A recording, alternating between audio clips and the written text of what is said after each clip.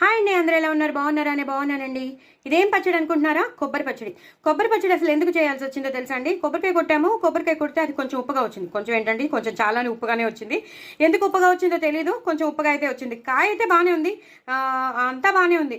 But తింటుంటే తీయగా లేదు, కమ్మగాను లేదు, ఉప్పుగా ఉంది. సరే, ఉప్పుగా ఉన్నదాన్ని నేను కూరల్లో వేసినా సరే అది ఉప్పు ఎక్కువైపోతుంది, అంటే కూరలోకి టేస్ట్ అయితే రాదు.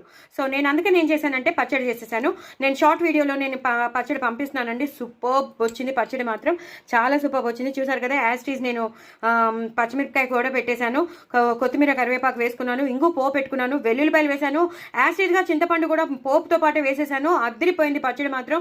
వేడివేడి అన్నంలో ఇలా కలుపుకుని మీరు తింటే అసలు ఈ కొబ్బరి పచ్చడి కలుపుకుని ఇలా పచ్చిమిరపకాయ నంచుకుని తింటే ఒక రేంజ్లో ఉంటుందండి. ఎంత నేను చెప్పలేను. వేడివేడి అన్నంలో నెయ్యి వేసుకొని అప్పుడు ఈ పచ్చిమిరపకాయ నంచుకుని తిన్నారనుకోండి, ఇలా పెట్టాలనుకుంటాను, అంటే ఇలా పట్టుకుని ఇలా తినడానికి.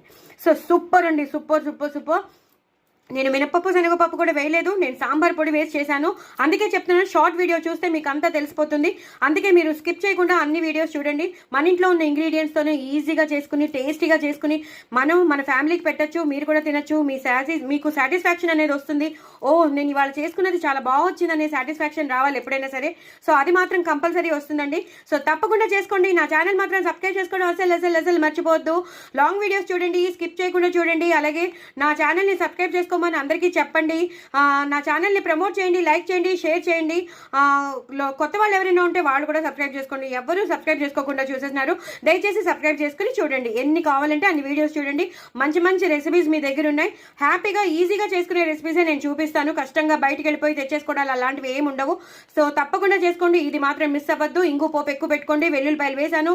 ఎలా చేశాను షార్ట్ వీడియో, 3 minute వీడియో కాబట్టి కంపల్సరీ మీరు చూసేస్తారు. చేసేసుకోండి, ఎంజాయ్ చేయండి. బెల్లం వేసాను కాబట్టి ఇంకా ఉప్పదనం అనేది ఉండదు. సో బెల్లం ముక్క కూడా వేసాను. సో అంత టేస్టీగా వస్తుంది పచ్చడి మాత్రం. వేడి అన్నంలో మాత్రం తప్పకుండా నెయ్యి వేసుకుని ఈ పచ్చిమిరపకాయ నంచుకుని తినండి. చాలా చాలా టేస్టీగా ఉంటుంది. పిల్లలు పెద్దలు అందరూ ఇష్టపడతారు.